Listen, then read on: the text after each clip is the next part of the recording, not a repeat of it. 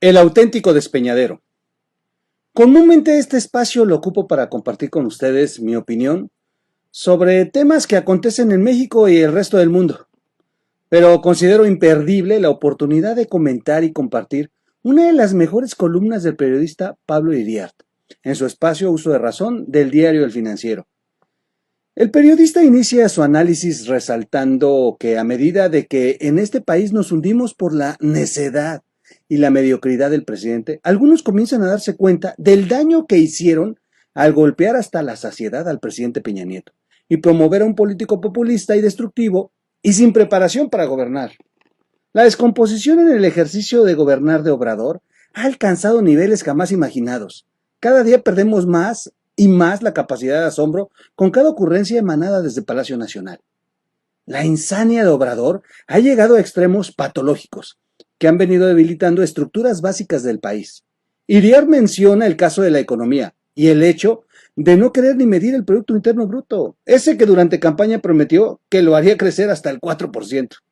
Otro muy grave ejemplo es el autoritarismo de Obrador. Ha llegado a tales extremos que en su equipo de trabajo no se atreven a contar bien los contagios y los fallecimientos por COVID, para no hacer enojar al presidente. Poco falta para llegar a la caricatura de ¿cuántos muertos hay? Los que usted diga, señor presidente. Y es aquí donde Iriart nos pregunta, ¿qué les hizo Peña Nieto? ¿Qué les robó? ¿Perdieron su empleo? ¿Les dejó sin becas, sin medicinas? Fue un presidente con luces y sombras, pero básicamente sensato, sin oídos ni rencores, ligero de soportar. Dejó el país creciendo por encima del promedio mundial. Creó 4 millones de empleos. México exportó más manufacturas que todo el resto de América Latina junta. El salario creció 11.7% por encima de la inflación. Sacó a 2 millones de personas de la pobreza extrema. Sus grandes obras públicas tenían sentido de futuro. Duplicó la capacidad operativa de los puertos y arrancó un potente aeropuerto internacional en Texcoco que se pagaba solo. A este gobierno le dejó 300,000 millones de pesos en el Fondo de Estabilización de Ingresos Presupuestarios. Inversión extranjera nueva y enfierros por 193,000 millones de dólares. El IMSS pasó de números rojos a números negros y al concluir el sexenio se le inyectaron 73,000 millones de pesos en reservas financieras.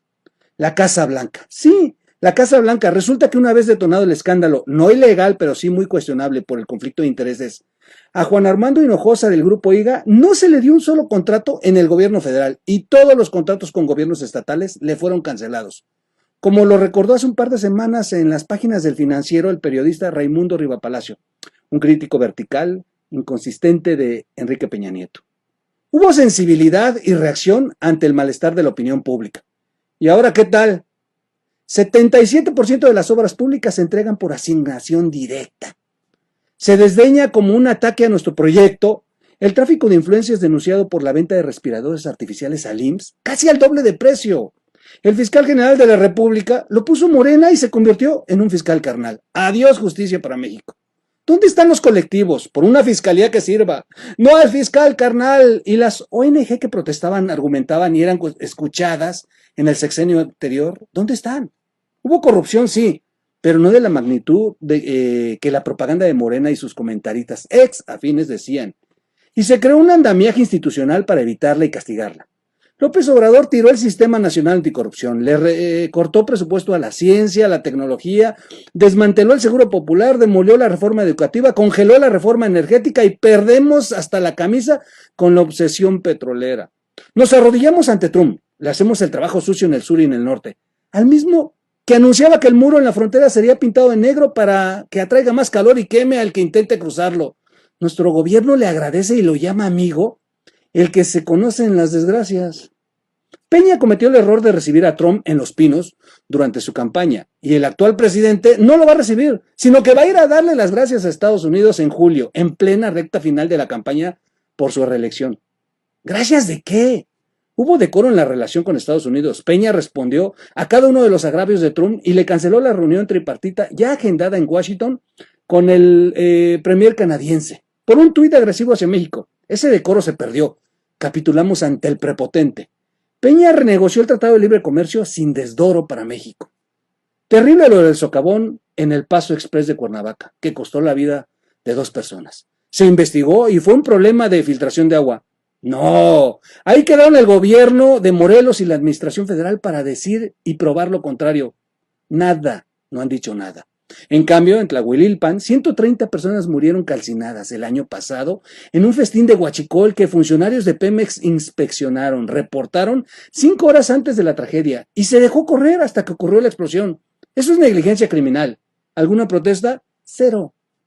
Peña reaccionó tarde en la masacre de Iguala, sin duda, pero se investigó y encarceló a más de un centenar de asesinos materiales e intelectuales. En este gobierno cuyos máximos exponentes se colgaron de la matanza para hacer campaña, a pesar de que todos los involucrados eran aliados políticos suyos, han dejado libres a más de la mitad de los detenidos, incluyendo al que coordinó el secuestro y la masacre. Hubo muchos muertos en la lucha contra la delincuencia, y ahora hay más, con manga ancha a los grupos criminales que se rehicieron porque el gobierno los mima. La crítica denunció el influyentismo y la mayoría de las voces fueron atendidas.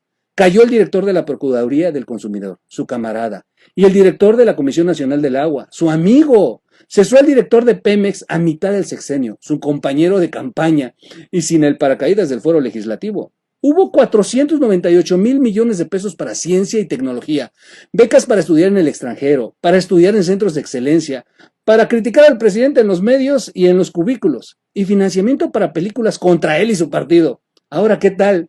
¿Los escuchan? ¿Cómo ven a Napito en el Senado y a otros forajidos de la 4T? Bonita la renovación, ¿verdad? Todo bien con el Estado de Derecho. Guadalupe Loaesa lo puso en el primer párrafo de su colaboración de ayer en el Reforma.